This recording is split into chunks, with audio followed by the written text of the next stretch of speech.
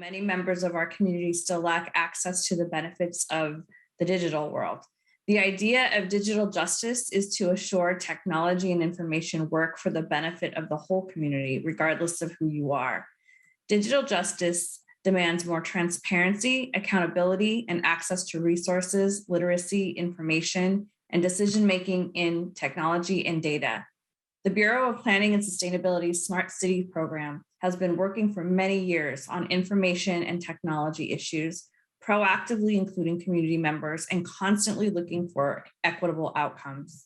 The topics that we're going to see today will help our city modernize its services and assure that Portlanders can trust them. In this work session, we will hear what our city and others are doing to protect their residents' privacy and minimize the risks of technology. And we'll also hear how cities are implementing tools and strategies to make their technology and information solutions more transparent and effective. This work session includes experts and community members who are willing to share their relationship with surveillance technologies.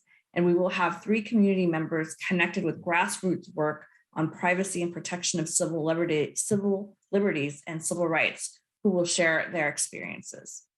Our office believes that by using responsible technology that Portland residents can trust and by ensuring, by using technology that Portland residents can trust, and by ensuring that the community members don't feel vulnerable or threatened, we can all use resources more effectively and efficiently and contribute to the solutions for other challenges that our city is facing.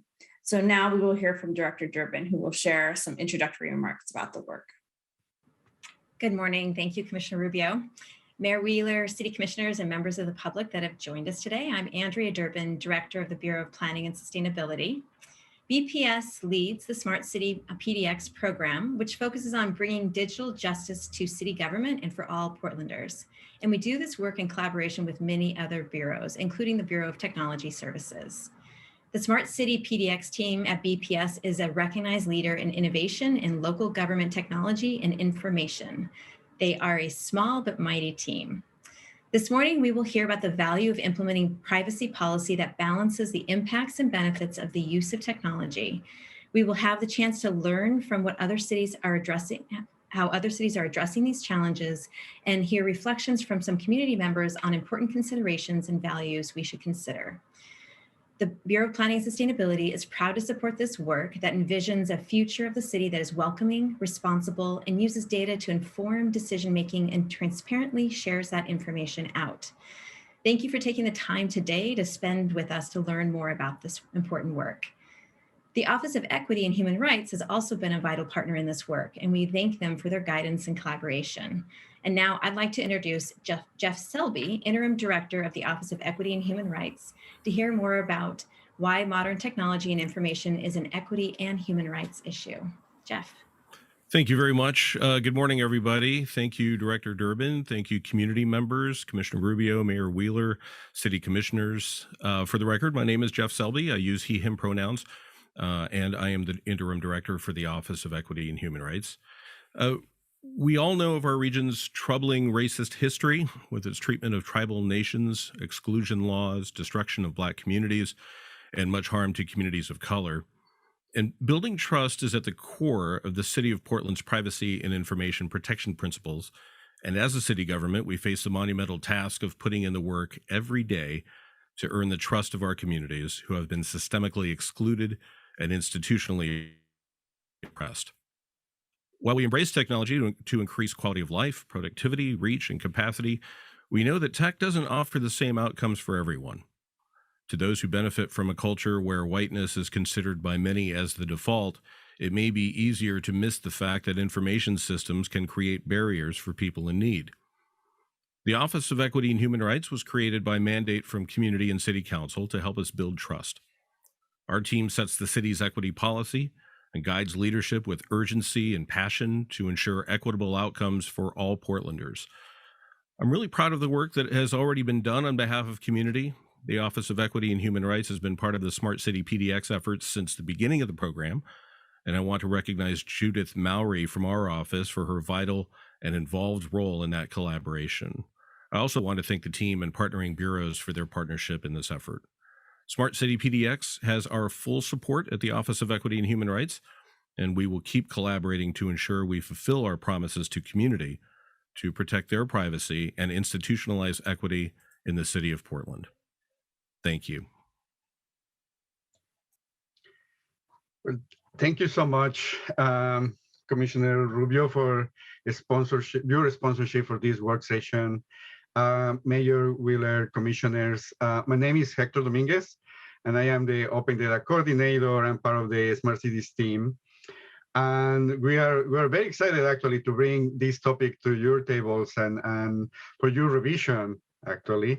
So let me start by sharing my screen. We have we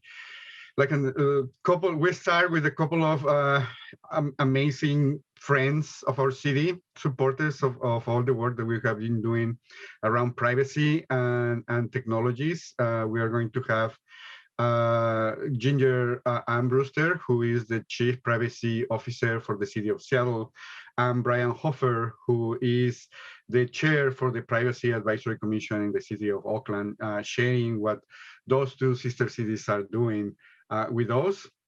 I really encourage everyone here to participate, engage, ask questions. We are very grateful for them to join us. And with that, so I'm going to be sharing my screen. We have prepared an intro presentation on this topic. I'm going to go and move forward all the different slides. Ginger and Brian have already shared their slides with us. So I'm going to be moderating in collaboration with my colleague, Judy Murray. We're going to be moving forward this work session.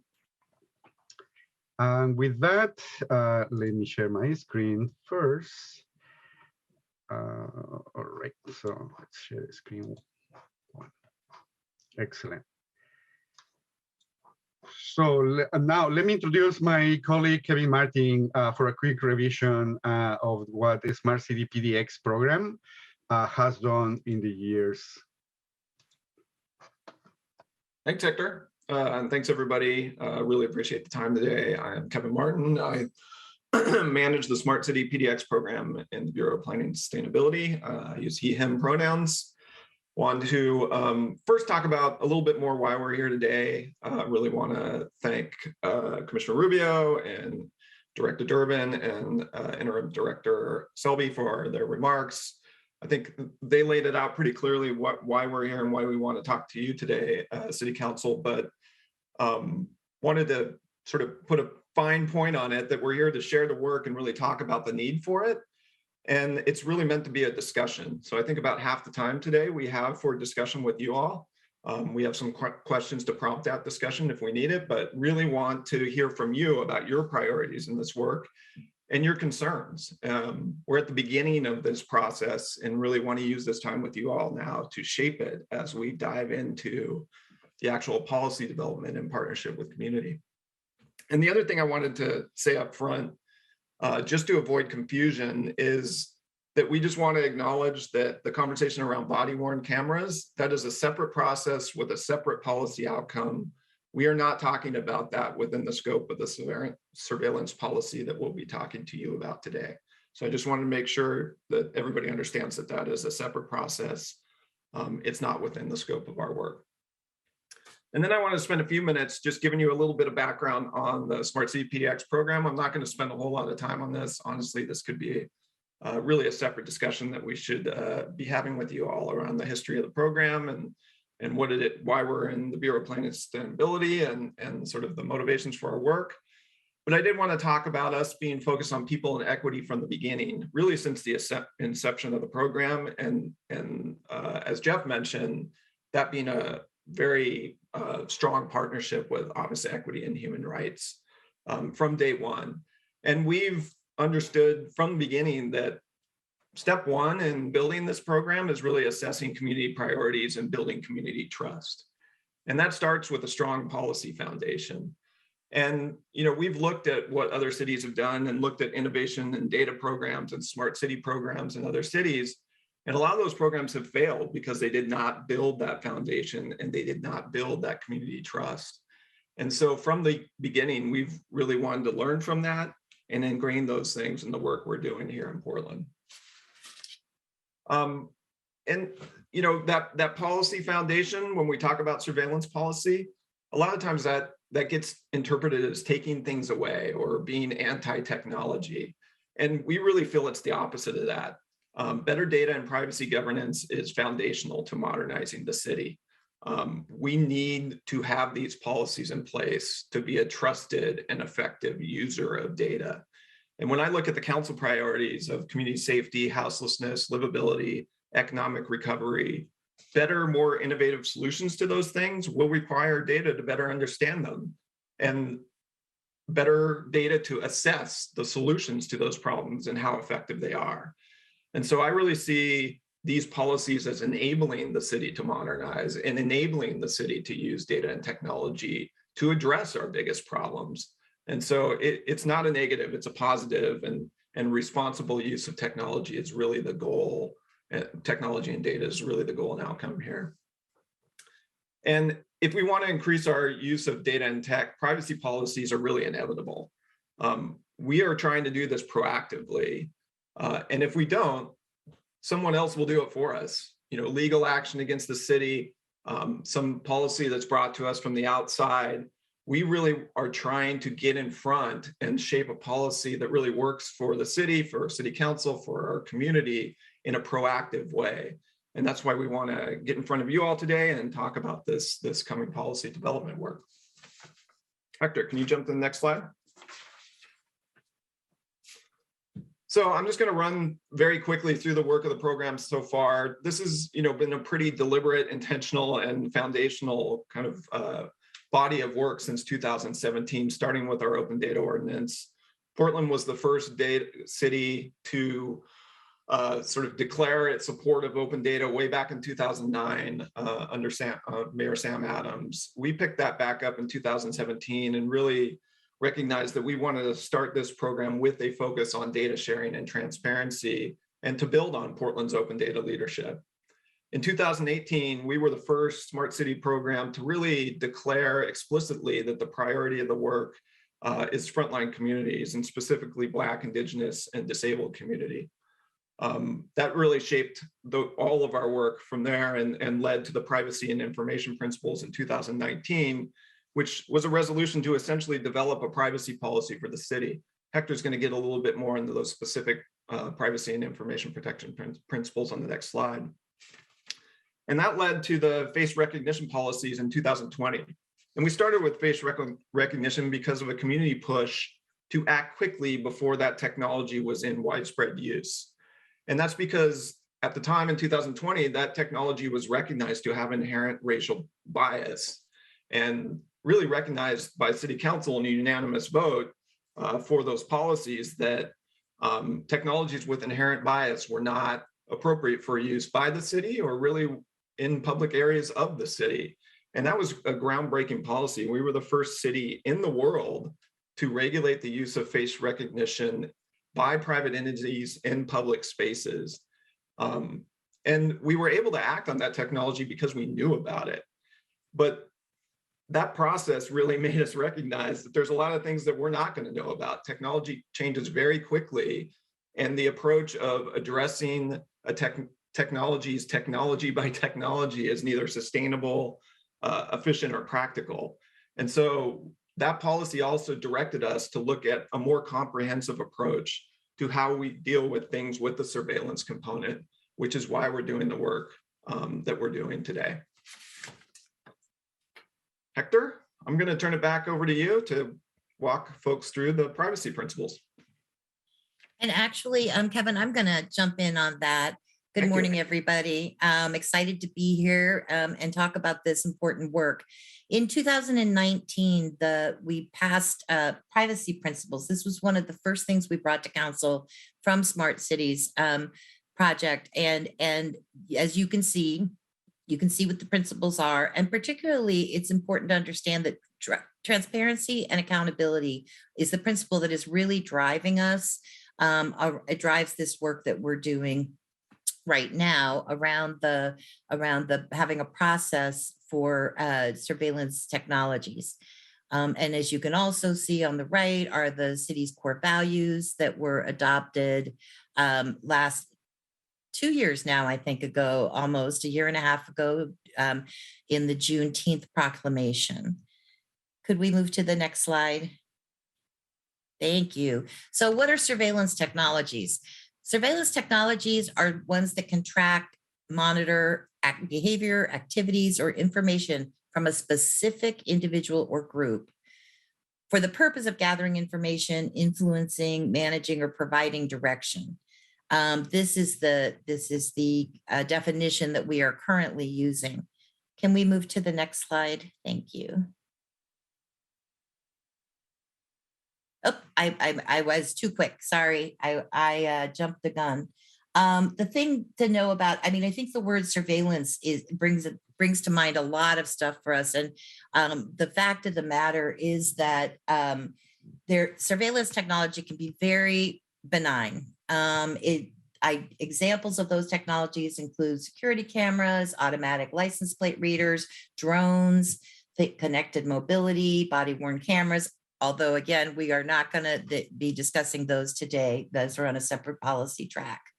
And what we're going for is not to look at any specific technology, but rather to look at a process to assure transparency and accountability. So the important thing is that the community knows, and we know, that there has been a process. So if we want to use technology, it goes through a screen that says, what are the risks to privacy? And you calculate the benefits and the risks, and we all know what's going on. And it's also important, I think, because there are going to be issues with technology that are really going to become ethical issues that our leadership is going to have to grapple with. And so one of the things I think is really great also about this policy idea is that it would elevate those questions when we really have to look at what is the community benefit versus the intrusion into privacy of Portlanders. And that, I believe, is a conversation that needs to happen publicly with our elected leaders. Thank and I'm you. going to turn it back over to Hector. Thank you, Judith. Yeah, and with that, so what is it taking to develop this policy? We believe in public participation and public involvement, particularly when we're talking about surveillance technologies. So we want those who are directly impacted by the implementation, the use of technologies, to be part of these conversations. And you know, right now we are going through 2 years of COVID isolation, uncertainties. Everybody is in alarm mode, and it's been exhausting for everybody. So doing public engagement has been challenging. However, we are trying, doing our best. We are also finding excellent community partners here and there who are collaborating with us, local people who are very interested in these topics as well. We started the community involvement back in June of this year after we developed an engagement plan, just to help us to figure out how we can approach to those impacted, who are really impacted. So then one of the very first things that we learned was people need to know what we're talking about. Just like the purpose of this work session, we need to put out there a very clear and accessible what surveillance technologies is, how this emerging technology, when we are talking, when you were talking about artificial intelligence, what that means when we're talking to somebody who's just going through all these different crises, or renters who are trying to figure out the next month, it's challenging, definitely. So we are trying to develop all these accessible materials, videos, documents, trying to approach to the communities to see what's the best way to talk to them. And with that, so we have developed public panels. We have developed also, we are creating spaces for co-design, and just to figure things out, start hearing what the community is concerns are, and what are the realities also live out there. So with that, we have divided our public engagement in 4 sections, where we, the first one, community, so we started back in June. And then right now, this work session is a milestone, which is going to trigger now the starting the development of the policy itself. So we are planning to have some events open to everybody where we can actually going to be drafting that policy through a participatory policy making process. At the end, so we are expecting to have a draft of this policy sometime in April, May, that we could distribute across the city, including your offices, commissioners, and then after that revision, we hope to bring a policy sometime in early summer, hopefully. So that's the process that we have. So what is the type of stories that we're hearing from the community? So these are just quotes that we are extracted from the last event that we organized in December. And community are concerned about everything around privacy, and even things that, involve their family that the city may not have jurisdiction on, like schools, for instance, like transportation and so on. But we're also hearing how like the use of bike town, parking meters, where the cameras are located. And we noticed that there is like an absence of understanding all that. There is some transparency barriers there that we need to like go over and build all that infrastructure and capacity. So, and with that, so we keep the community very, very present in this process. So with this quick introduction, probably when I leave it over, but let me introduce now this couple of great people that I really appreciate and admire in their expertise. So first, let me introduce to you Ginger Brewster. She is the Chief Privacy Officer for the City of Seattle. She actually was the City of Seattle has the first effort in the nation for a citywide privacy program that started to be shaped back in 2015, and was Ginger who was putting together all that. We have witnessed the whole process and learned a lot from that. So she's responsible for overseeing the privacy program and leading the privacy team in ongoing policy and process development and execution. So she's applying knowledge on privacy laws applicable to municipal government. Her team also engages with the stakeholders within the city government, the advocacy community, and the public to seek vision that I'm in, with the other work that I've taken on since assuming the role of Chief Privacy Officer. And hopefully this will help inform some of the decisions you're making about your program. Let me say first that the idea of starting with principles was one that I came to really value. It's the last time you're all going to agree on what you're talking about. Principles are the important part in the foundation, just like policy is, but it's easy then to get caught up in concerns about different details. As Kevin was mentioning, playing whack-a-mole by legislating against certain technologies is limited in how fast you can respond to how fast those technologies are coming up. So principles and foundation are important because we just don't know where this technology is going to take us. So let me dive in. Happy to answer any questions along the way, and I think we'll have Q&A at the end as well. So I used to just do privacy. Now I do other things. So our division is under the Department of Information Technology, largely because we don't have a central administration office that can kind of help with this, and because we have access to data and systems and are responsible for that foundational computing layer. So my division is called Data Privacy, Accountability, and Compliance, and these are the programs that I'm responsible for. I'm just going to focus on privacy today because that's where surveillance lives. Those kind of go together. But I also have open data. I have the Citywide Public Records Act program, and I have data governance, as well as, and I mentioned open data. They all seem to go together. The focus of my division is around data and public trust, and how do we use data in an accountable manner, in an ethical manner, and how do we ensure that we are using the public's data appropriately. So from there, next slide, Hector, we'll go into privacy a little more. So the privacy program was envisioned as a joint council, mayoral, executive endeavor around the public's concern about how surveillance technologies were being used in the city.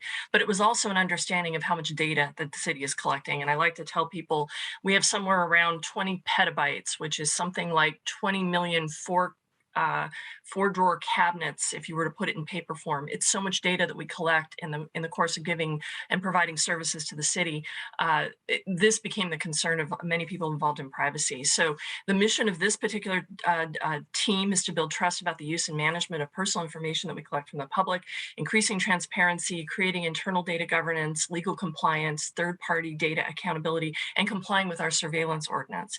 The first version of that ordinance went into place in 2014 in response to concerns about social media analytic tools that the police had acquired, and was revamped in 2017 to reflect technology by definition that tracks, monitors, analyzes individuals and their movements in a way that could impact their civil liberties. That's something I didn't see on your definition. I don't know, that's probably where you're coming from, because I know almost all of this comes from a data ethics and equity justice perspective, but that's part of our definition. So next slide, please. By the numbers, what does this mean? We're not just looking at surveillance technologies. Our privacy program, based on our own privacy principles, of which we have 6, takes a look and reviews all the technology acquisitions and projects that we have going at the city. And we've done probably over 4,000 of those since 2017 when we put our program in place, tracking and monitoring those events. We have a data champion network. We have 63 different data champions across the city. These are our allies in our departments. We're federated, probably like you are. Departments run themselves with their own missions, but we have implanted in each of them 1 or 2 and sometimes more champions that we meet with once a month to share and evangelize the issues around data privacy and surveillance and protection of the city's public's data. We've answered, probably over 200 responses from the public. We also have a part of that. So that's our operational use. We do privacy reviews on everything we acquire. We offer awareness and training on an annual basis, and we operate with a network of champions to help us evangelize. We're only a few of us. 4 people manage this program. We need a lot of legs and minds out there helping us. In terms of surveillance, these numbers we're still working on a few of these. We have identified about 27 technologies that we put on our master list that we said these meet our definition of surveillance according to our ordinance, and we're working down that list. It's a retroactive review of each of these. At this point, we've probably done closer to 15 public events, although we've been curtailed also in this time of COVID. Many of them are online now.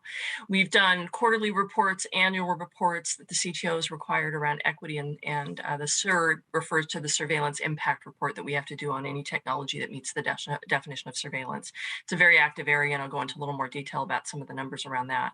And then in terms of special projects, what else do? We do annual training. We have over 12,000 employees. We hope to hit 90% completion at the end of this month, which is, by the way, Data Privacy Day is the 28th of this month.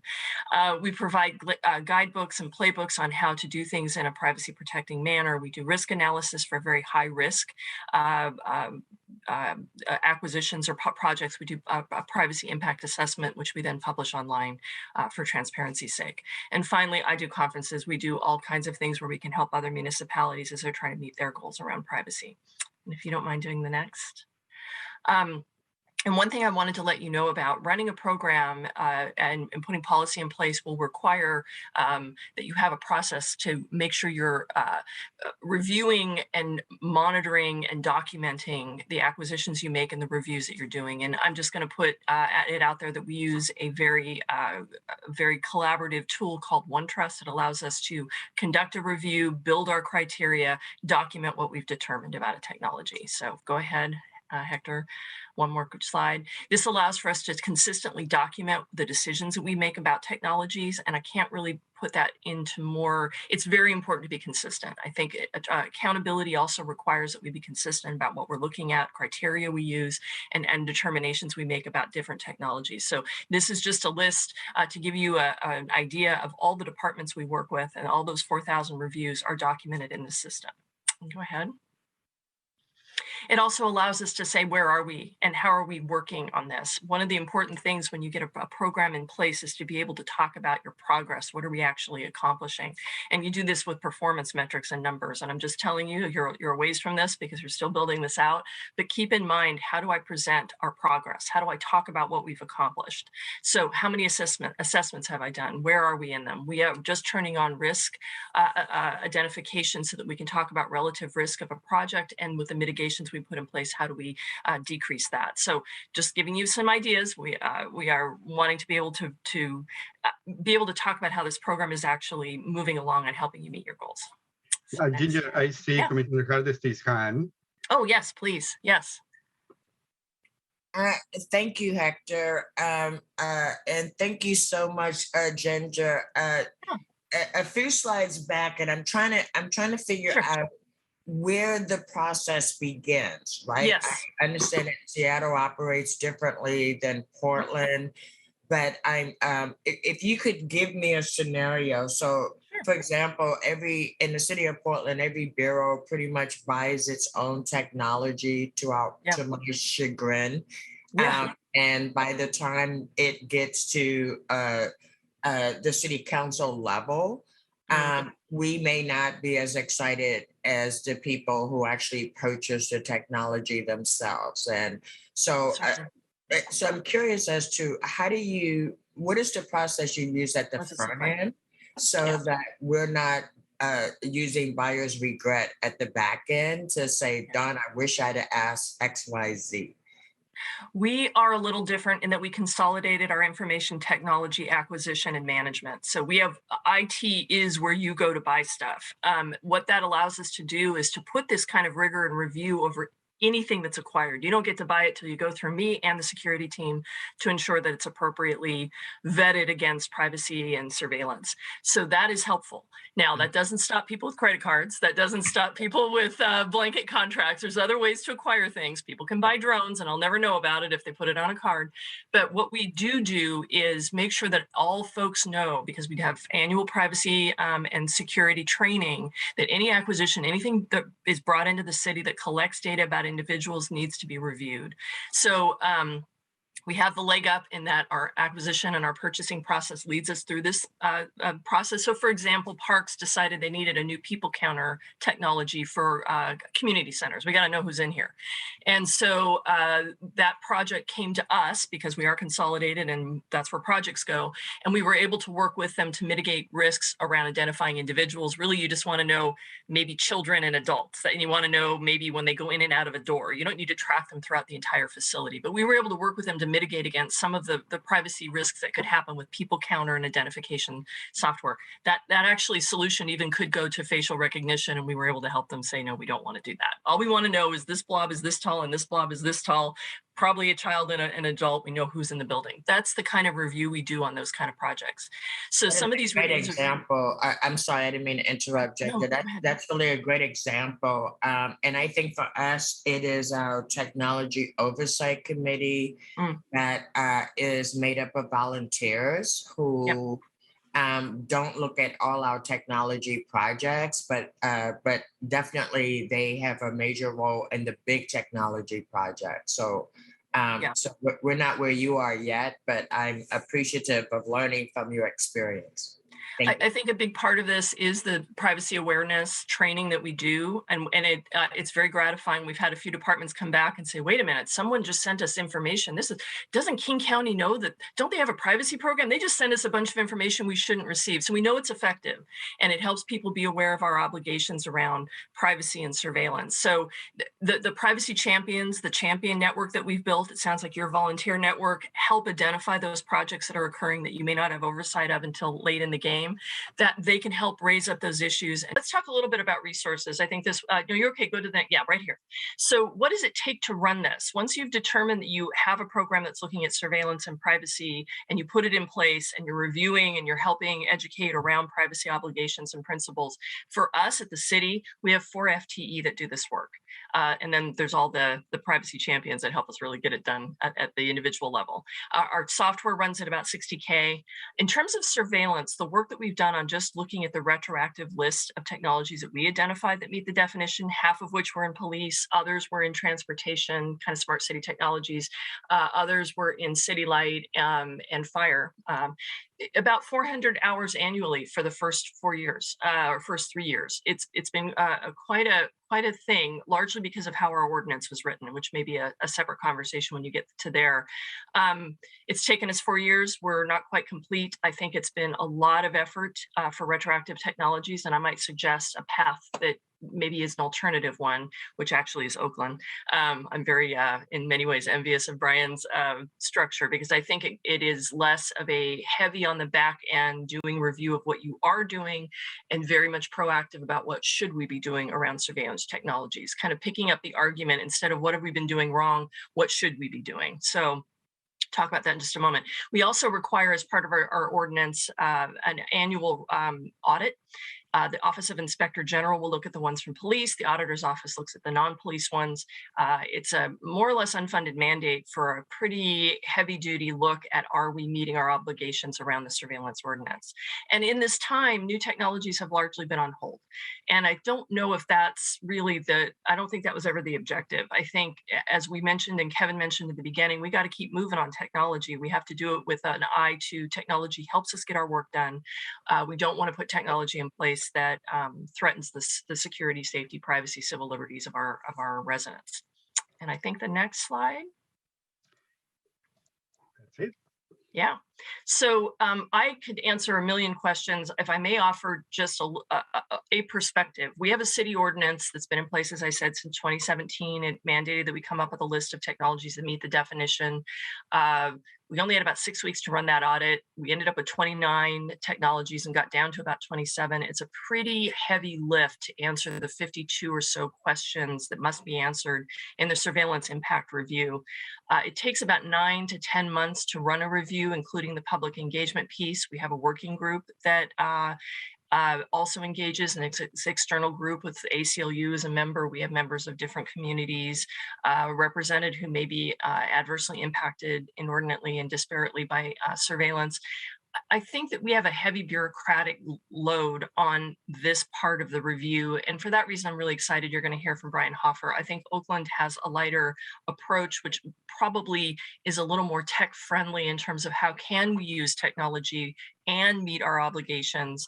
And I would encourage you to consider that road. I can give you more detail if you have questions, or if you get to this place where you want to talk more about Seattle's ordinance. We're hoping this year to have a view of this, now that we have new leadership in place, to say, is this doing what we wanted it to do? I don't think it's ever bad to be reviewing technologies that can be questionable, but can we do it in a way that is not so expensive and not so resource intensive? That's what I would say. So what questions can I answer from any of you?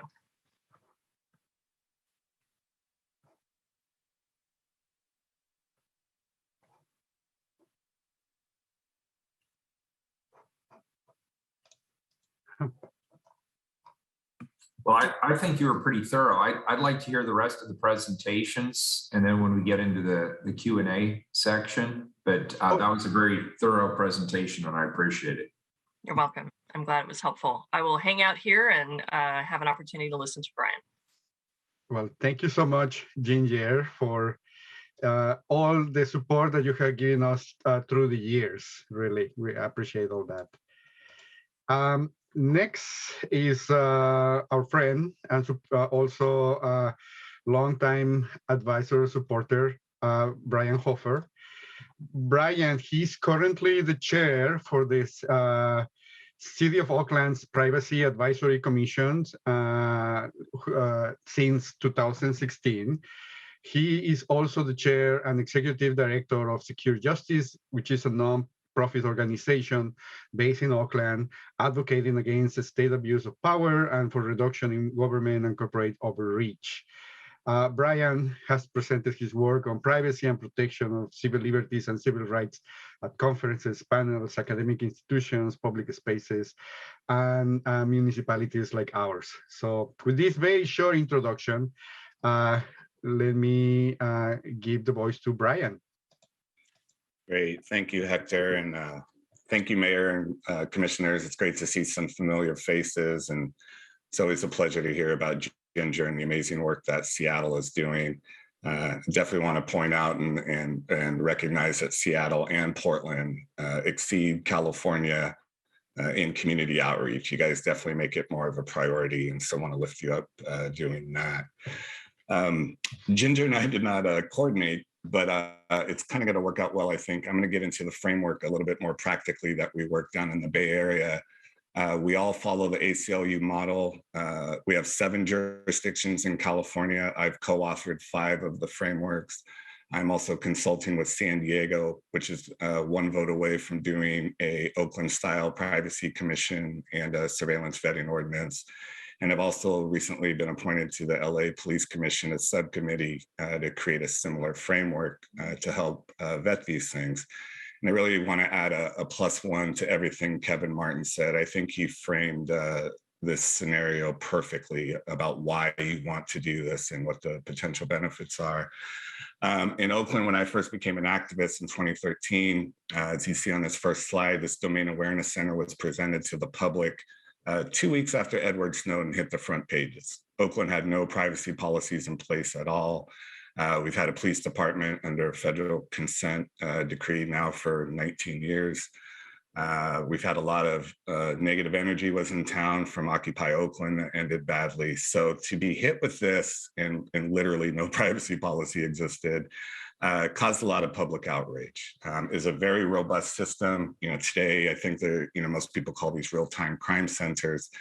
And I do want to highlight and hope you folks understand that we often vet these technologies independently, but they really do create big systems of surveillance and smart city applications in an urban metropolitan area.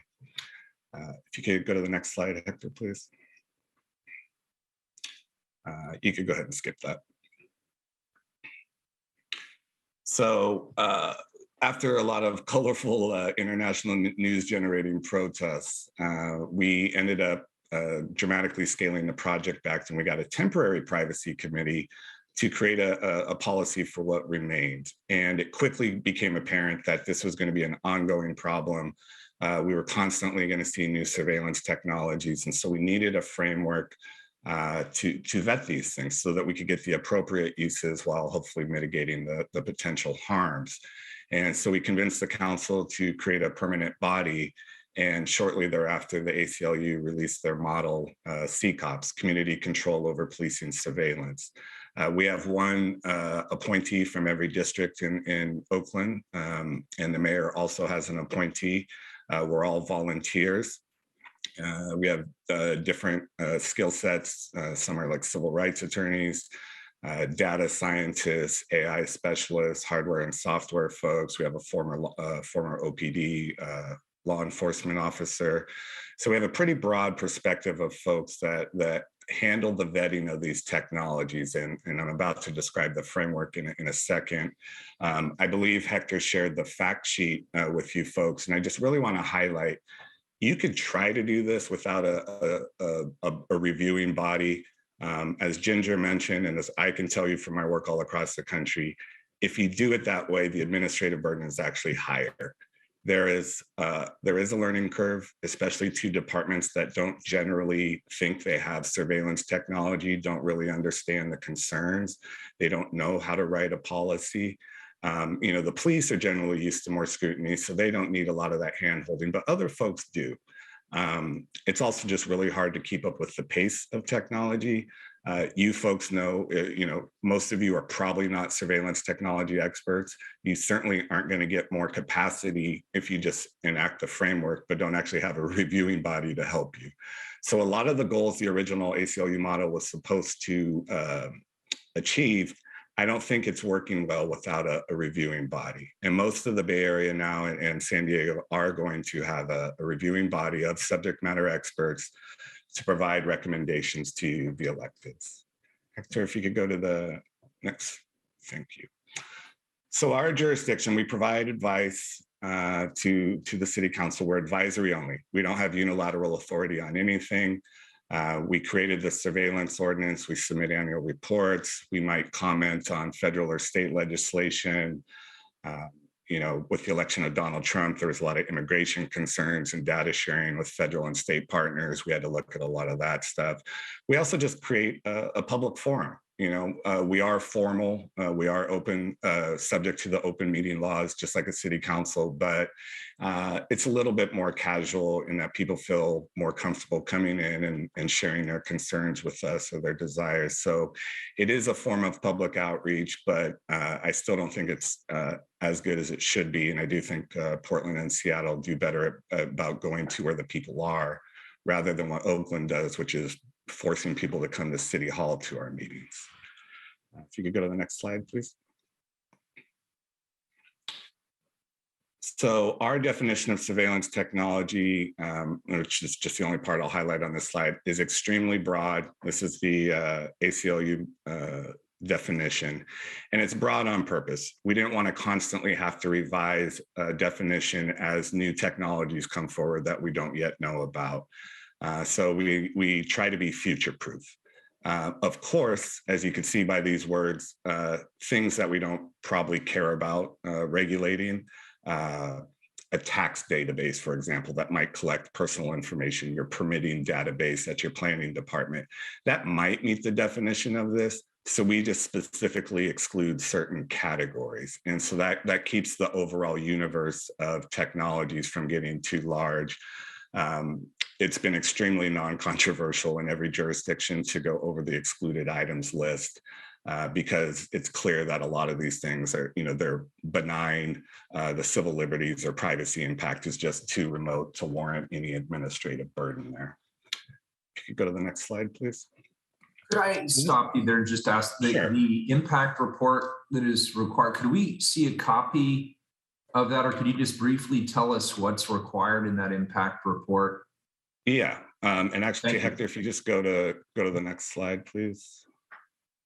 One more. Oh, if it's coming up, go back and I won't interrupt you. If it's part of the presentation, go ahead. The other slide was really just the sequence, which isn't so germane to this conversation. I did send Hector a real world impact analysis and use policy from BART, which is my highest rated agency in the country. I think they do amazing work all across the board, so you can look at that. But here are the required categories. If you look at the fact sheet that I sent you folks, you'll see a lot of horror stories. Some are financial. San Diego's smart streetlights, they were projected to save millions of dollars. They ended up spending millions of dollars because nobody accounted for ongoing maintenance, licensing. There's all these, oversights that shouldn't happen if you just had the conversation up front. And so what this model does is force you to ask those questions up front. And here are these categories.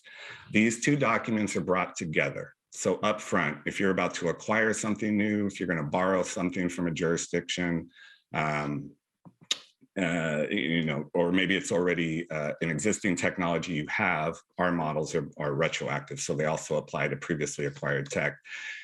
You bring these together, and ideally, any of the red flags that are identified in your impact report get mitigated by your use policy. You should be able to. So this seems really smart. This seems like a really methodical and consistent approach to evaluating some of these technologies, and it forces people to ask all the right questions and not leave any subject areas uncovered. But where does this conversation take place? How is this vetted? How is it actually used? Is there a stage gate? Is there an approval process? Is there a public meeting? Where does this information actually get vetted? Yeah, and so I just got myself in trouble. So Hector, if you go back 2 slides to the sequence, the 5 columns. Yeah, so city staff wants to acquire something new. They'll notify me as the chair to put it on the agenda. And so they would submit the impact report and the draft use policy to us up front. We review it, we might send it back and forth a couple meetings. We're analyzing all of the Bay Area jurisdictions right now.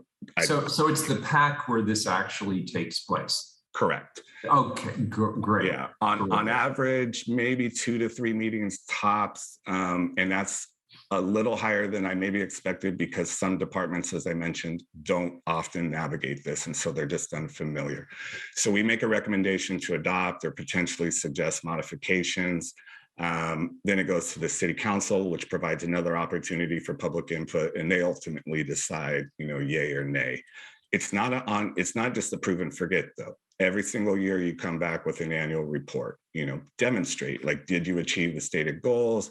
Maybe are there cost overruns? Maybe there's suggested policy tweaks. Maybe our retention period was too short and we need to lengthen it, or vice versa. So the annual report should give you helpful insights for ongoing use. Or in Bart's case, you'll see in one of the annual reports I sent you, they discontinued use because the technology clearly didn't work at all. It provided no benefit. They talked to their own staff and they said, yeah, we're wasting taxpayers' money, get rid of it. So there's a little bit of a taxpayer protection component as well. Thank you, I appreciate it.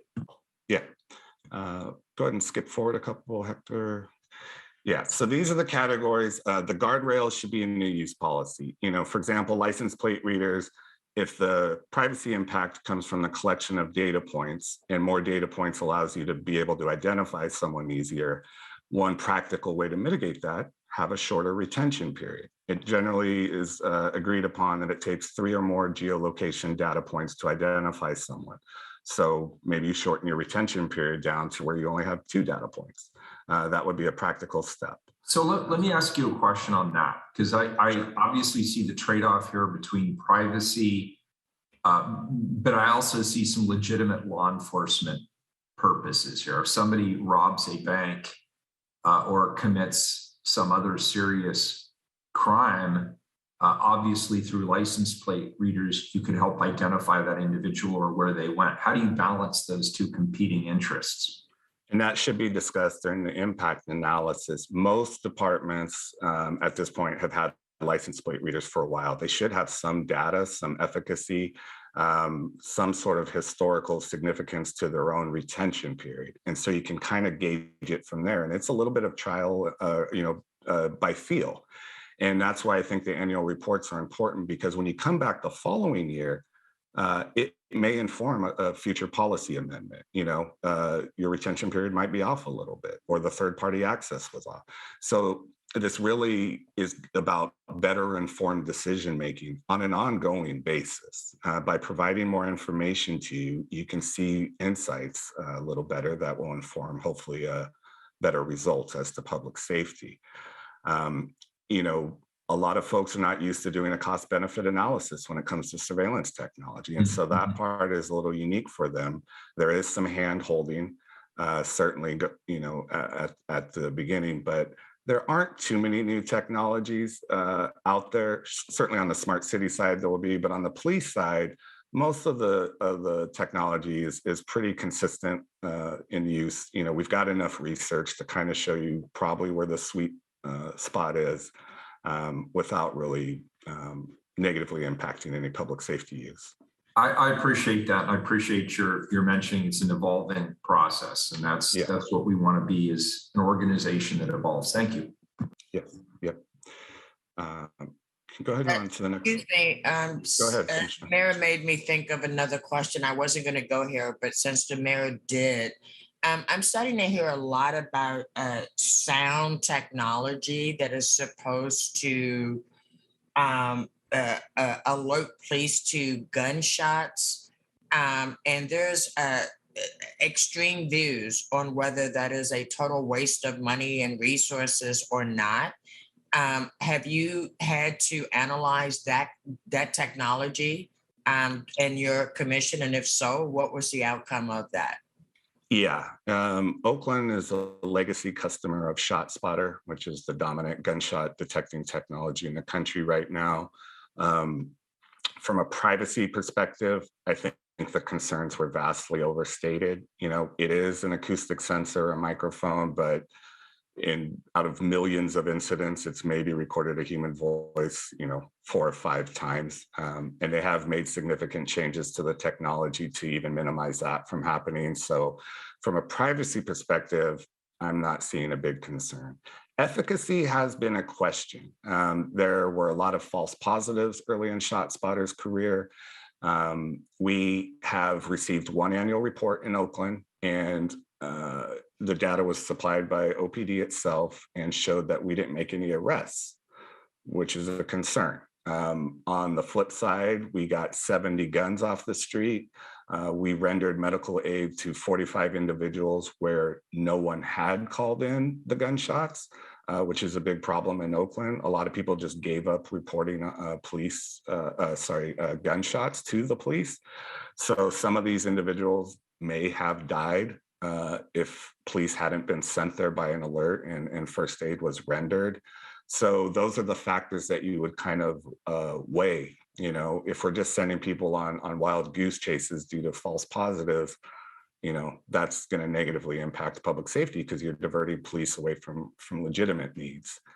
But it's an open question, I would say, at this point. Thank you for that. Yeah, because I would say it would have probably been better, since there were no arrests, to send medical personnel to provide medical aid. But again, depending upon who's collecting that data and who's making analysis about who shows up in our first responder system. So yeah, thank you. I'm glad to hear that you're having that conversation. I'm sure we'll be having it soon. Yeah, and we actually are following you guys with macro and some of the other programs. So I expect our practices may change there as well. Could you go to the next slide, Hector, please? So, and this is the annual report that it provides a summary. And I put this text on the right-hand side just to make sure, because I'm usually the guy that goes in and has to warm up the administrative staff when these things begin. And the concerns that I've heard have never changed. They're always the same, you know, about the administrative burden or paperwork. But law enforcement is understandably concerned that it might reveal certain methods or interfere with active investigations. And that has never been shown to be true. This requires a summary of information. You know, it's top level information. Maybe your license plate reader might say, you know, you had 1,000 hits. You know, that can't be reverse engineered to interfere with any specific investigation. You provide information in the aggregate. So I just want to, you know, definitely make that clear. If you look in the fact sheet, because I kind of describe how lengthy some of these documents are, because the administrative burden is the other concern we hear a lot.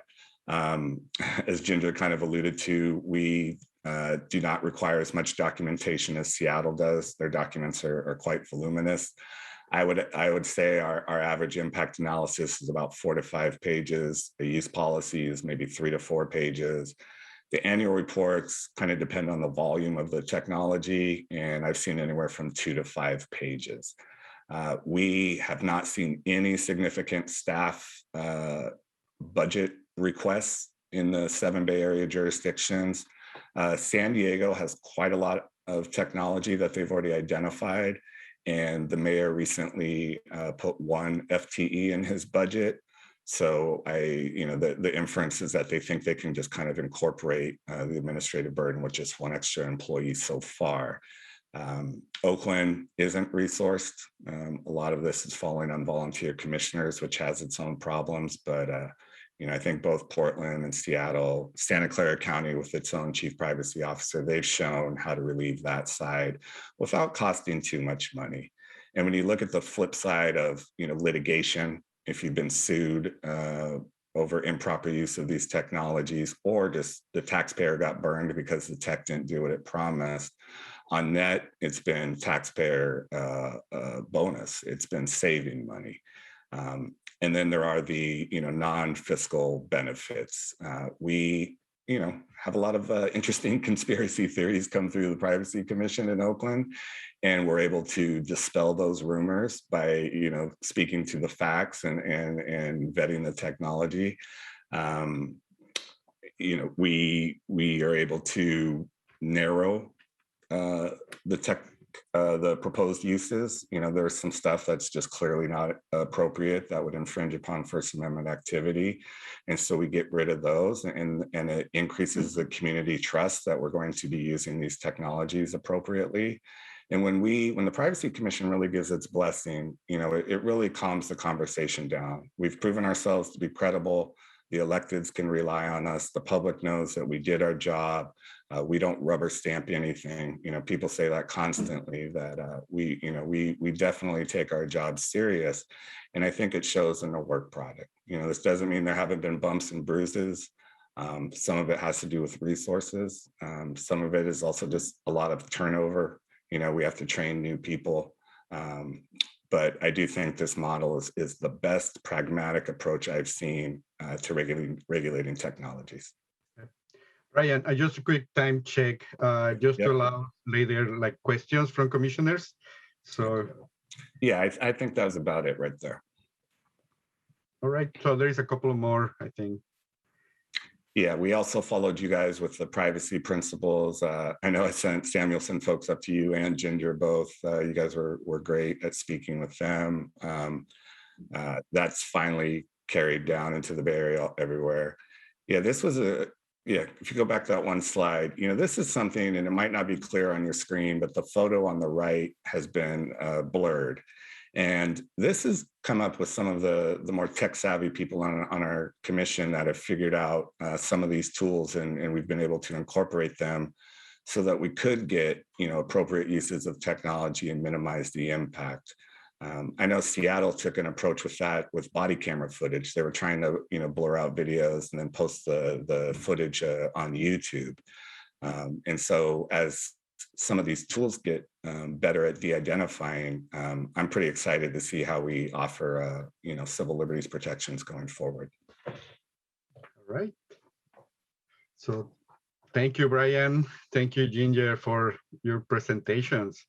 Well, this is the time that we are planned to have questions from commissioners. Please, we encourage you to do so. May I just make a comment, Hector? Yes, Ginger, please. I highly recommend you follow the Oakland model for this. I think it's a functional and effective model for review of surveillance technologies. I think that ours was a good attempt, but is highly bureaucratic. I don't think I would wish the level of detail that really doesn't lead to a good or productive outcome on any other city. So I posted in the chat an example. I think this is almost a 400-page review with all the addendum, et cetera. And I wanted you all to be able to compare Oakland's output to what we do. And I just feel like they're much more functional. Brian, I've been jealous of you for years. I think you guys have a very functional model. We're hoping to maybe nudge our folks in that direction as well. So that's just my 2 cents. Thank you, Ginger. Yeah, as a matter of fact, we are actually looking at the best of you two. So we're trying to put together and learn from that.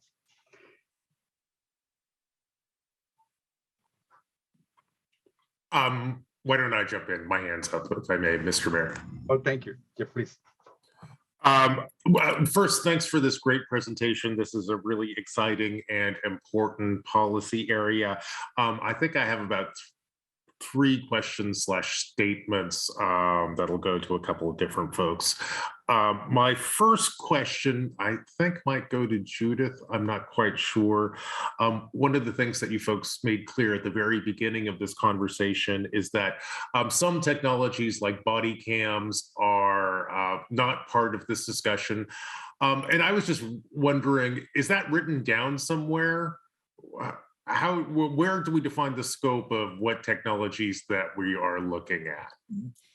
That is not written down anywhere but in our notes currently, because we are, we have not zeroed in on specific policy language yet. We did want to be clear because the DOJ and the city have been, working actively on the body camera issue through the settlement agreement. And there's a whole process going on with public involvement. Last night I was with folks planning one on the 23rd, where we get community input. So that's just on a completely separate track. We wanted to be clear about that. And in terms of other police uses, where our thinking at this point is that they would be treated like any other bureau. If you want to acquire something, let's put it through the screen. Let's understand what the risks are, what the benefits are, and just like transportation would or parks or anyone else. Okay, so, and that was my question. I think in part of your statements, you said body cams and other technologies, or some other technologies, and you kind of ticked off some random ones, would not be part of this conversation. But to be clear, the only thing that has been taken off the table so far are body cams. Is that right? Yes, and I'm sorry if I misspoke and put those two things together. I was not a silver-tongued fox this morning. No, you did great. I just wanted to be sure that I understood what was going on here. I think this next, I could try to phrase this as a question, but I think I'll just make it a statement. At the core of the issues that we're grappling with here are privacy. Privacy is something which also exists in both in law. As we move forward, one of the things that I'd appreciate is a memo from the city attorney's office defining kind of the current state of law surrounding privacy. There's some pieces there that are kind of I think there's some important principles we need to uphold to.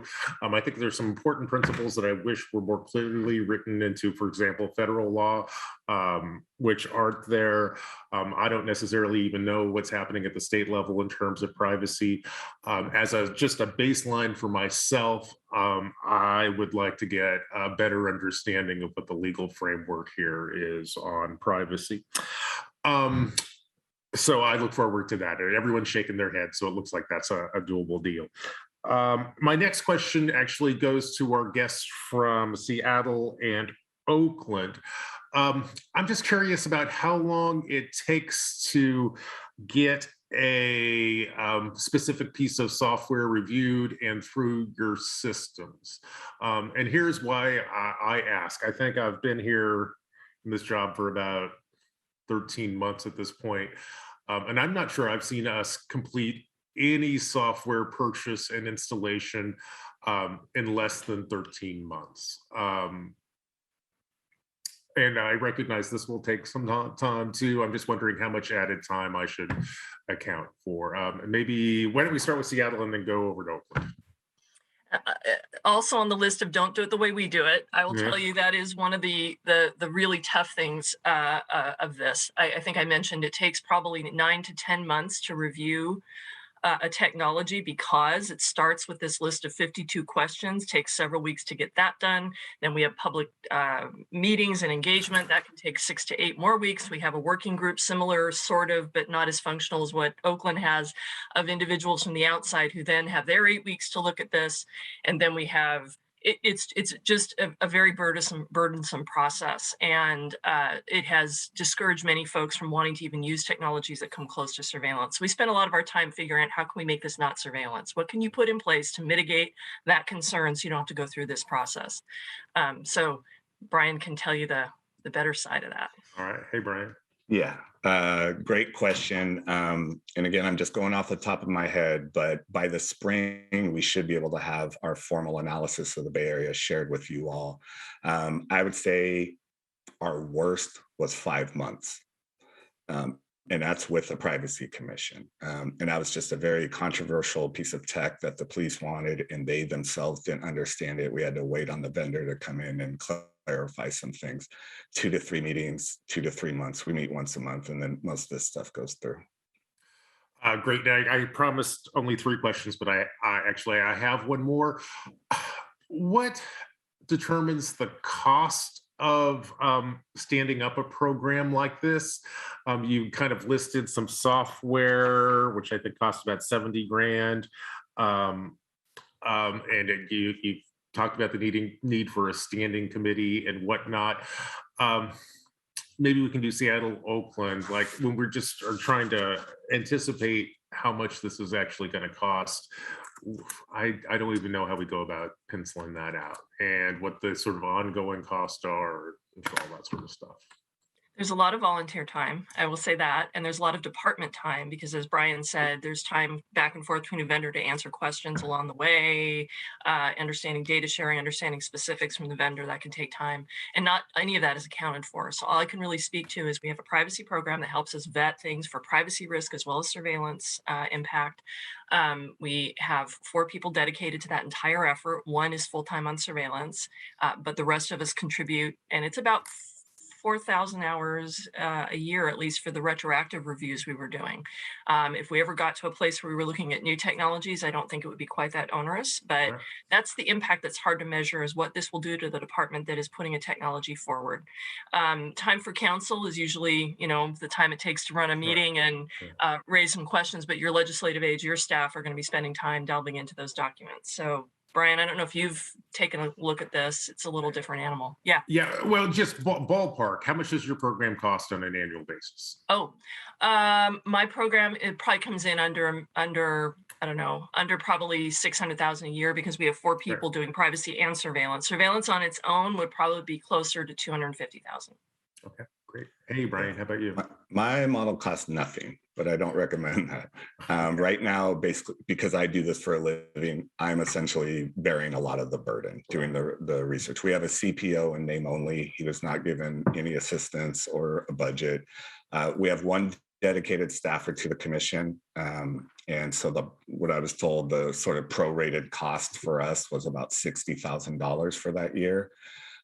That's the only real hard cost. I do want to highlight a lot of this is already just really incorporating existing procurement practices. So you've probably already budgeted for a lot of that.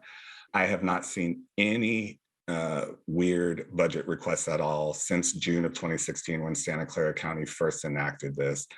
As I mentioned earlier, San Diego dedicated 1 FTE at, I think, is around $160,000 for their implementation. So we haven't seen anything scary yet.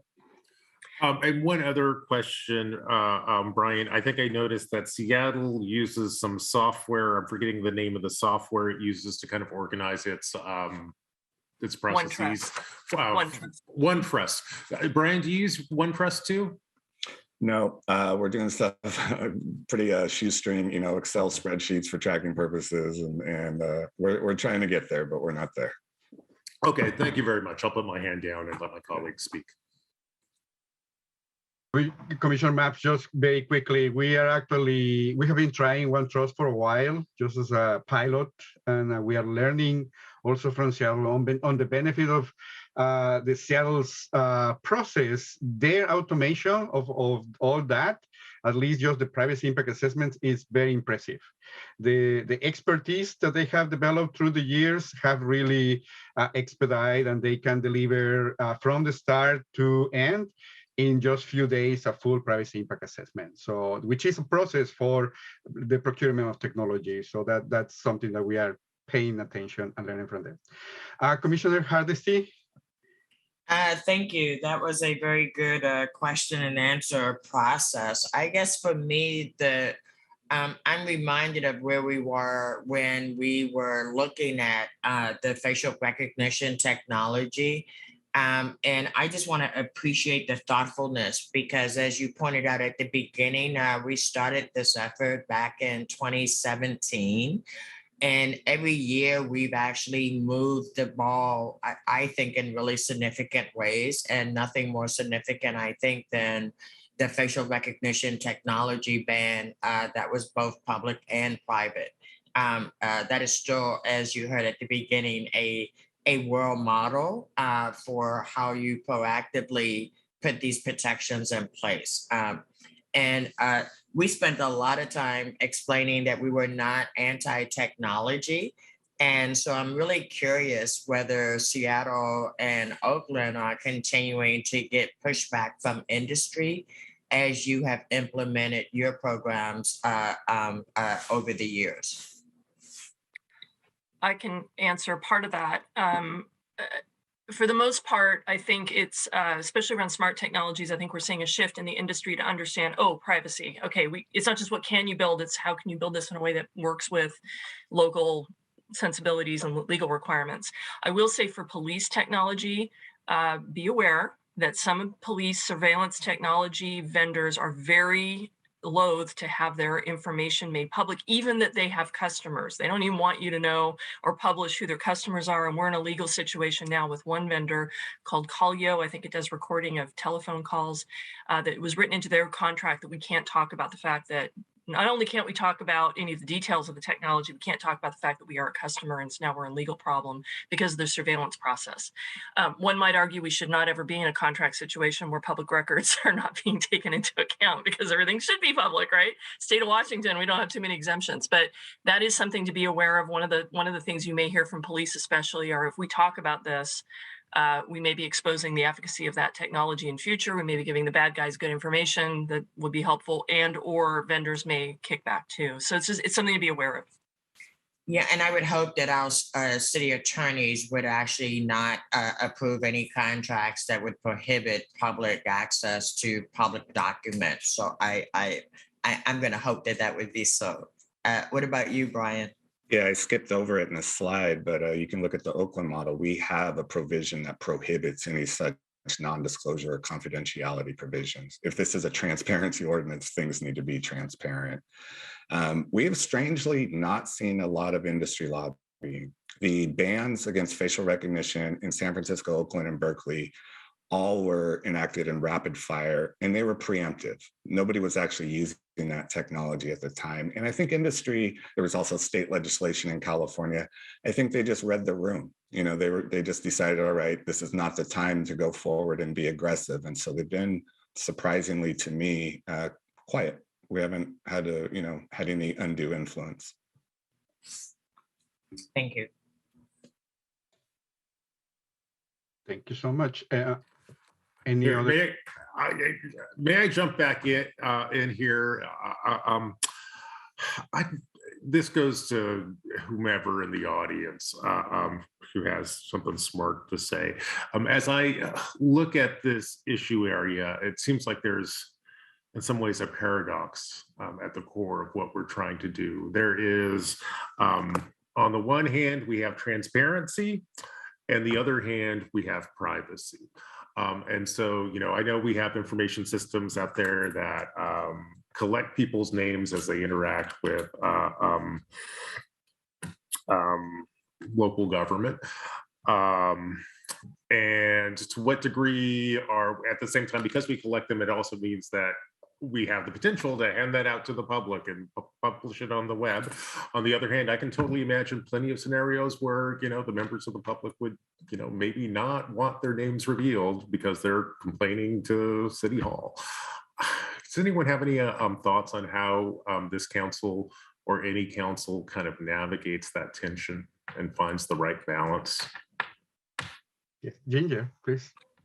I can say that is the dance, and the dance is complicated also by the fact that technology in service of catching the bad guys puts you in a tough spot around the tension around surveillance generally, using my information in some way that can curtail my civil liberties. And so to do that, I think, is to include, the best thing you can do is what you do already, and Hector's done such a good job of, is including the public in the conversation, to ensure that you're capturing all the disparate viewpoints and concerns about this, including police and the folks that are tagged with making sure that we have a safe community. And I guess I would only offer this other really difficult thing at this juncture, and I thought this even before the events of the last couple of years, that our legislation was put in place to try to legislate trust with police, and that just isn't how that works. You cannot put laws in place to make you feel trustful. And the examples I give is if you have a significant other, a spouse, and you think they're somewhere they shouldn't be, you can check their phone and you can check their email, but that's the moment in time. It's not going to give you a trustful feeling that person's doing what you think they ought to be doing or what they've committed to be doing. And so I think that's the thing to be aware of as well. And I think the way that you guys engage the public in these conversations will really inform how you go forward. There has to be an element of, we trust each other to do the right thing. How can we trust and verify? So I just put that out there, and the dichotomy between transparency and privacy exists. You have different laws. I have never delved into your privacy laws for the state of Oregon. We have no privacy in the state of Washington. So my job's really hard as a privacy officer, because once we collect it, it's out there. Yeah. So it's making sure people are aware that that's what's happening. And then the only other protections you have are around, police activity and their laws and protections around, information that's being gathered in the course of an investigation. So I guess those are my thoughts. Thank you. I think it gets back to the basis of purpose specification. What is the goal you're trying to achieve? What sort of data do you need to collect to achieve that goal? How long do you need to retain it? And as you start to ask those questions and get answers, you'll probably start collecting less data.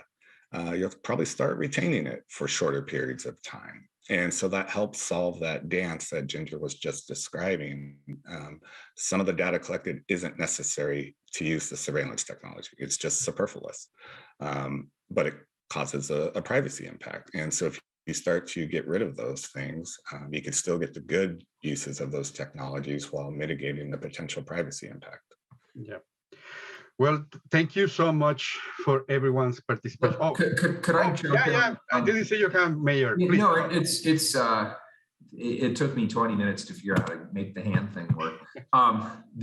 First of all, I just want to say how much I have appreciated this presentation. This is fantastic, and it makes me think about how we partner with other jurisdictions, because surely every major city in America is thinking about these issues and how to navigate the trade-offs between collection of data and usefulness and maintaining the privacy that the public rightfully deserves and expects.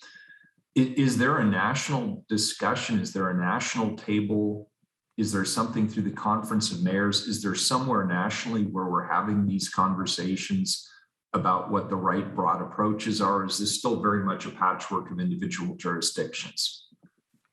There are different spaces where these conversations are happening, but as you point out, the conversations are fragmented. There are different layers. For instance, we as a staff, we participate in a number of spaces organized by usually organizations who are working on this issue, like privacy issue, like the Future of Privacy Forum, for instance. They have organized for like a number of years now these civic leaders on privacy issues, and cities from the Bay, Seattle, cities from the East Coast are participating, and we all share this expertise. But this is just mostly at the staff level. And then more at the legislation level, there are some other spaces here and there. At the federal level, also things are happening. But yes, still the connections are not quite there yet, I think. Well, that's an area where maybe we can collaborate with you. And if offline there's some suggestions you have for Portland City staff about where we could be connected, and maybe some of the successes that Oakland have had or Seattle has had, if there's ways we could be more plugged into that conversation, I know we'd like to be. Thank you. I personally really appreciate that, and I think on behalf of our team, we do appreciate also. Great, thank you. Does that complete everything, Director Durbin, or is there more? No, not yet. I apologize. We were over a little bit of time, but this is just from the expert's point of view. We're going to have a 5-minute break. Well, let's come back at 11, and then we're going to hear very quickly from community members who are also, we want to create a space for them to share their experience. So we have 3 community members joining us. Great. All right. Then we will take our colleagues a recess. Why don't we say until 5 after 11, if that works? That gives us an even 10 minutes. So we'll reconvene at 5 minutes past 11. I'll say goodbye. Thank you all. Thank you so much. Thank you. Brian. Appreciate it. Thank you so much, Ginger. Take care. Thank you. We're in.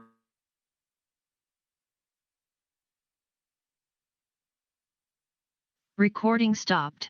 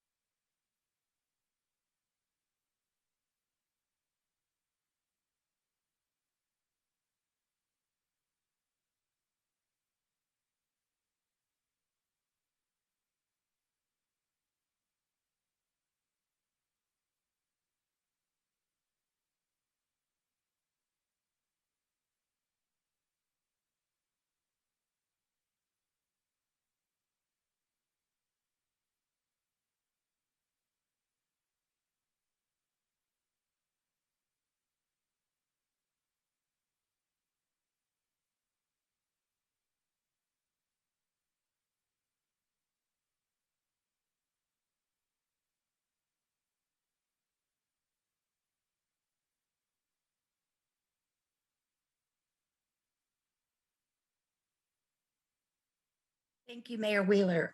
Excuse me.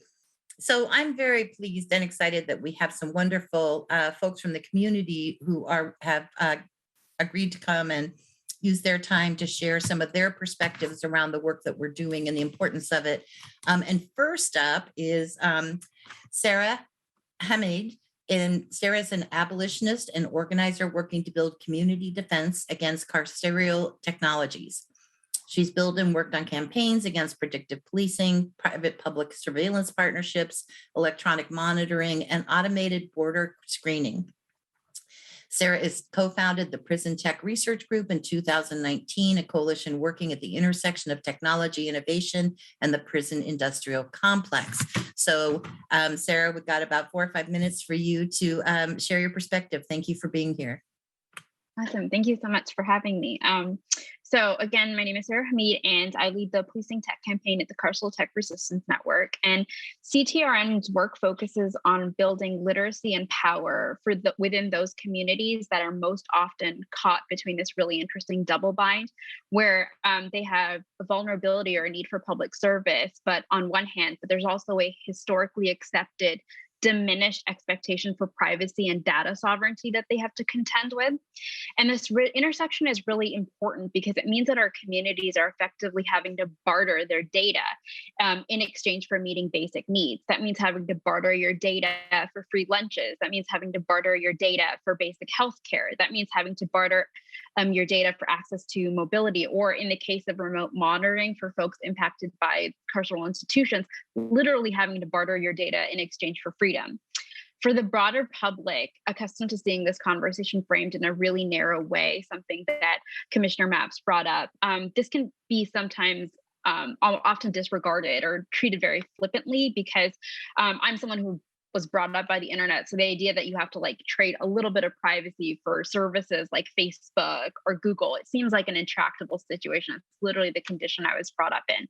But including communities that are made vulnerable by structural inequality in this conversation really changes it, because this is not just an inconvenient exchange of data for access to leisure or luxury services. This is about the coerced capture of data that you lose control over forever in exchange for things you need to live, like food, housing, or healthcare. The temporality of that loss is really critical because data, once it's captured by these systems, doesn't remain in a single database unless there are prohibitions put on it, right? It moves between bureaus and agencies, between functions and contexts, and it's often repackaged and monetized and sold. So this means that in this economy of coercive exchanges, there's a profit motive to extract extremely sensitive data from vulnerable communities. Vendors make money from the surveillance and expropriation of data from communities struggling to survive. Moreover, that data can come back to haunt communities years down the line in violent and horrific ways. In the past 5 years, we've seen data from state DMVs being used to tear apart families and incarcerate undocumented community members indefinitely. We've seen data from public health services used to criminalize low-income parents and renters. And we've seen data from the most mundane sensors designed for traffic safety prohibit youth from doing the most normal things like hanging out outside with their friends. Brian said something really interesting about ShotSpotter that I think cuts through some of that privacy and transparency distinction, or that paradox that Commissioner Mapps brought up. He said that the privacy concerns for ShotSpotter were vastly overstated because the system captured human voice so infrequently. But privacy is actually a pretty limited metric here because ShotSpotter also has an impact on the trust a community has and its sense of freedom. If communities haven't been brought along and made aware of the limitations of these systems, that means that they have no choice but to live in a state of paranoia. Paranoia means that they'll fear walking outside or congregating or doing basic things that everybody should have a right to do in a city. Paranoia means that for cities like Portland, that is proud of its diversity and culture of acceptance, one of the reasons that my family and I moved up here, entire categories of community members will increasingly avoid public life. A word we've heard a lot today is trust. And for vulnerable communities, this loss of trust is stark and with dire consequences. If you can no longer access care with any assurance that the information will not be used against you or used to take away your children, you're forced to make pretty horrific decisions. We saw this at CTRN during early stages of COVID-19, folks choosing literally not to seek care or get COVID-19 tests because they had no idea if doing so would impact their family members. If the pandemic has taught us anything, it's that public health is a collective effort. So denying yourself care to protect your family from other kinds of violence has stark consequences for everyone that comes into contact with you. This ordinance doesn't necessarily repair trust. These kinds of procurements and experiments have been allowed to expand unregulated for far too long for one policy to achieve that. But we can't pretend anymore this kind of technological creep can continue to occur unregulated without directly affecting the condition of life for Portland's diverse communities. This transparency layer is, if nothing else, a firm commitment to prioritizing the safety, mobility, and freedom of all Portlanders. And this is a limited but necessary step towards preserving the democracy of Portland's civic and public life. Thank you. Sarah, thank you so much. Well done and quickly done.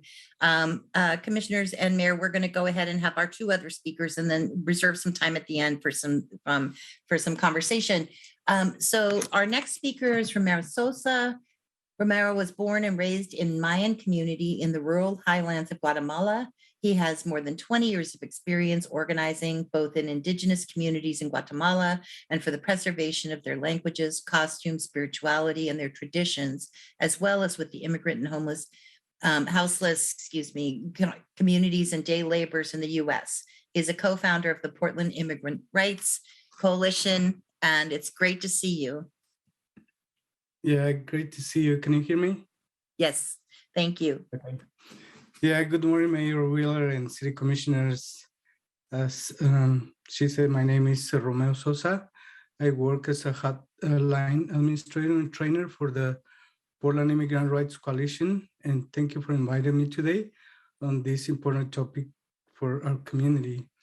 PIRC was founded in 2006. It's a coalition of immigrant and refugee and social justice organizations united to bring an end to the detention and deportations of immigrant families. PIRC core area of work include advocacy on immigration policy. We have a hotline, a rapid response, deportation defense, and community education on issues of immigration justice. We have a hotline which families of friends can call in the event of a raid or if their loved ones have been taken by ICE to help them.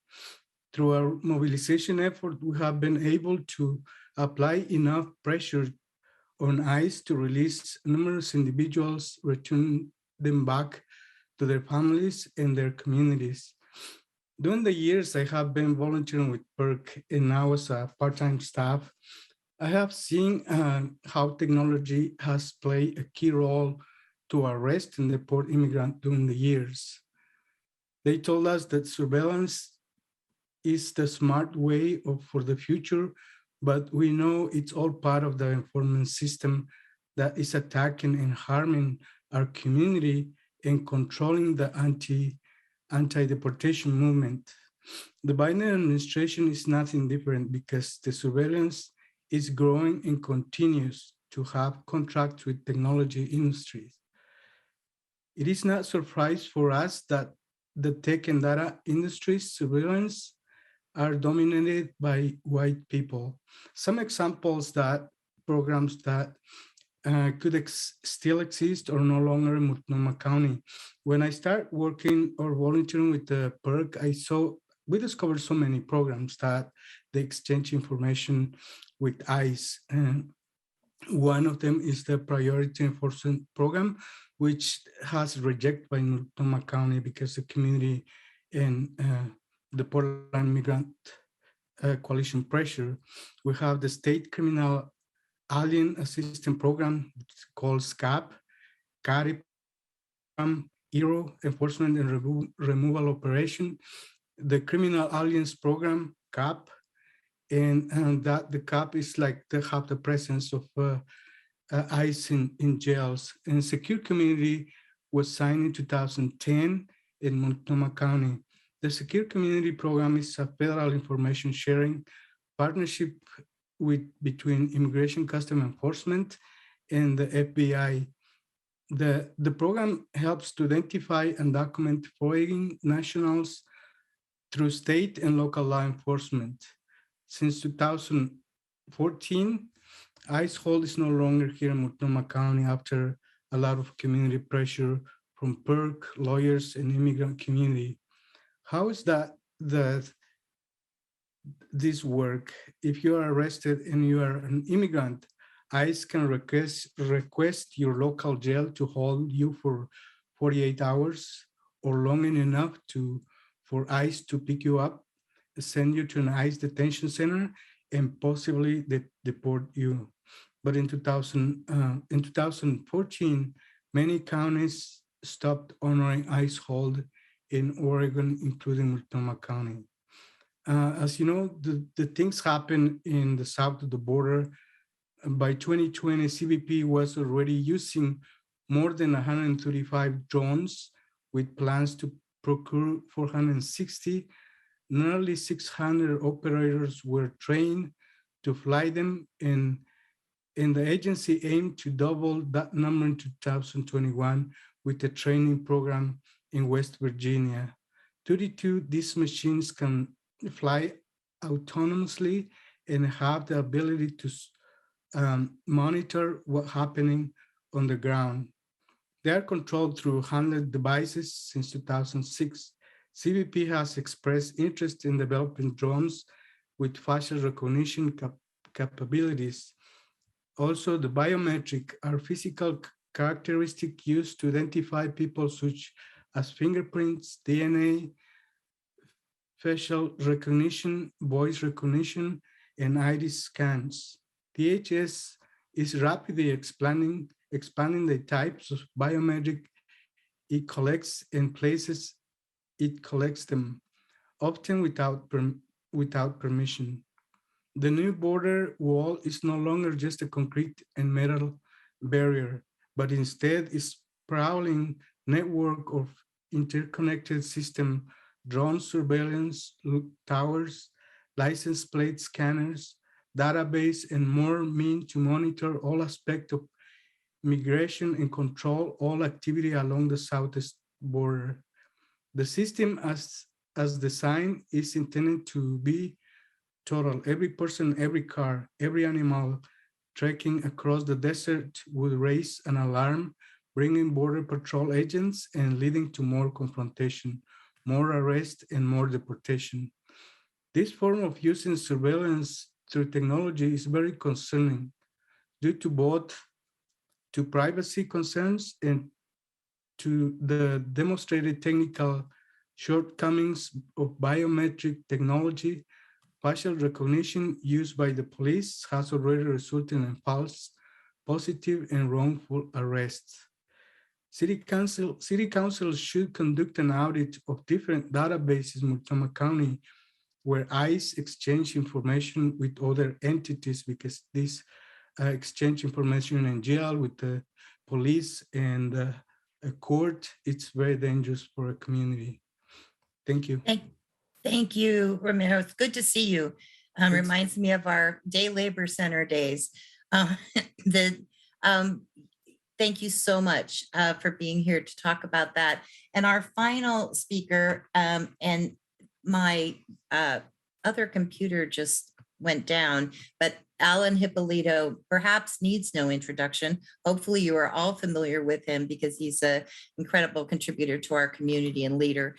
So Alan, will you give your little bio for us as you start? I will be offering up no testimony now after that introduction.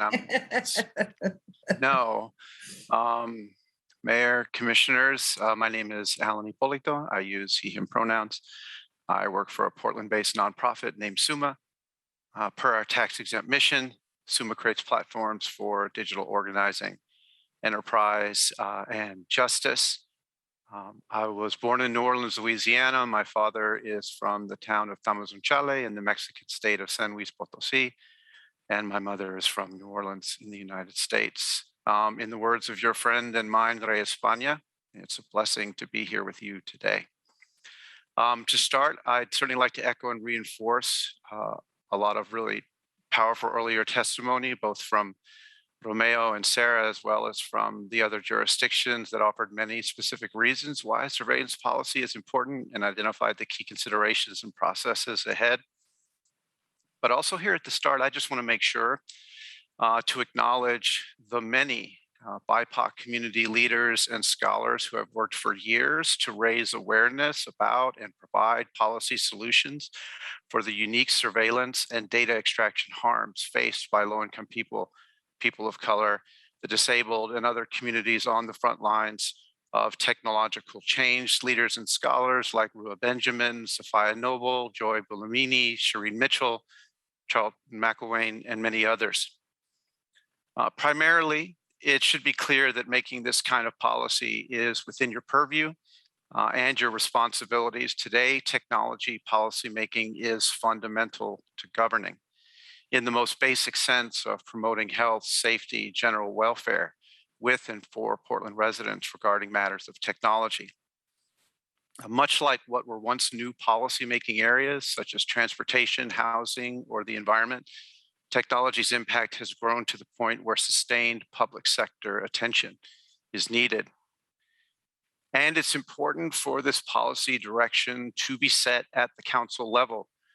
My hope is that Portland, like many governments, is recognizing it absolutely has to transition from reactive and episodic tech policymaking to an inclusive, transparent, and well-organized policymaking practice, as Kevin, Ginger, and others have mentioned. And it's important to note that without this transition, policy direction will nonetheless be set, but not by community working with the city and not in a purposeful or inclusive way. Instead, policies will be developed by private companies who market technology products and services, including surveillance technologies, and as Commissioner Hardesty noted, by the city staff who buy these products and services. This is a bad way to make policy. Secondarily, as mentioned earlier, the facial recognition technology bans were just the beginning of our responsibility to co-create policy with communities on the front lines of technology change. And I'd also like to speak to this responsibility. Safety and welfare are at stake, especially for low income and people of color Portlanders. We should not be surprised. Tech folks often talk about early adopters, those who are first to see the opportunity in a new technology. It must be said, racism and inequality are the original early adopters. They take the first seats at the table anytime we create something new, turning technology into a tool that increases systemic disparities. It's well established that technological advances tend to increase disparities between the haves and the have-nots. Advantages are pressed and vulnerabilities are deepened, as Romeo shared. And so to be clear, we are talking about vulnerabilities in our frontline communities. Whether you look at national work by the individuals I mentioned earlier, at scholarship by groups like the Brennan Center or Data and Society, at Sarah's comments, or at the kind of grassroots conversations we have at the community level, low-income people, people of color, and other frontline communities in Portland and elsewhere are acutely aware of a range of digital privacy harms, but also believe that it's difficult for them to access the tools and strategies that can help them protect their privacy and personal information. And this is important, and I think we heard a little bit about this today. It's challenging for even the most tech-savvy individual to understand and counteract the different ways they might be surveilled or their data might be extracted. The reality of this challenge on the individual level, that it's incredibly difficult for an individual Portlander to stay on top of who or how might be surveilling them or their data, is why we need city policy. And also why we need to build and cultivate the kind of tech capacities like those represented on Oakland's commission. Lastly, the process. Many of y'all are familiar with the frontline-led process we lifted up to address the digital divide in 2020, where community members, low-income, BIPOC, disabled, designed and scaled a tech kit program that got thousands of devices into the hands of Portlanders at risk of digital isolation, doing so via trusted community intermediaries. This program was successful in part because it was community-led, because the city deployed its resources in support of designing and implementing a community vision. So I'd also like, therefore, you to view this surveillance policies development as an extension of this viable model, and as another step away from a patchwork of activities and staff spread across multiple bureaus, and toward an inclusive, transparent, and robust technology policy making structure in the city of Portland. I'd like you to look at this surveillance policies development as an investment in those communities on the front lines of technological change, so they can lead us to a just and community-centered digital future. This is vitally important because, as others have said, there are many more issues to come. Some, like facial recognition technology, will require urgent council action, and a robust technology policymaking structure can help guide the council as to when and why such urgent actions are necessary. Other issues will be more suitable to a slower and more deliberate process, and an improved structure can ensure that we're centering and resourcing frontline voices in those processes as we wrestle with issues like platform accountability, shared mobility data, ultra-wideband technology, algorithmic decision-making, and on and on and on. Thank you. Thank you so much, Alan. And I see Tammy's hand. I just want to acknowledge that what Alan was talking about in terms of the community engagement model we used, we have built the community engagement around the work on building this policy on those same principles, and are engaging with community in some, I think, pretty exciting and creative ways to co-create policy, which we will really be working on after this. Tammy, Mayor, you're from the Police Bureau, and I know looks like you have some things you'd like to share. Then we'll wrap up. No, that was an accident that my hand got raised. I was clicking on an email and somehow it managed to raise my hand. Oh, okay, no problem at all. I've had the hand issue as well. And we really thank you all, Council, Mayor, everyone, for your attention. And I just want to, before I turn it back over to Kevin, to close us out, I would just say that I think that you've seen the wide range of issues. I'm excited about the ways that we can better serve our community using tech in responsible ways, so that our community feels safe and has both safety and a perception of safety as they live in Portland and engage in civic life in Portland. I think that, if we're gathering the information that we need to serve Portlanders in the ways in which we have been asked to do as government, that we do that responsibly, that we are going to see some really great future outcomes around all this work. I'm going to turn it back to you, Kevin. Thanks, Judith. Well, I think you closed it out perfectly. So I just want to say thanks to everybody. Thanks to council. I know your time is valuable and really appreciate you giving us 2 hours. I thought the discussion was great. There was a couple of asks embedded in it that we will follow up with you on, but thank you. And we look forward to working with you all as we move this policy development forward. Great presentation today. Thank you all who participated. This was great. We are adjourned. Recording stopped.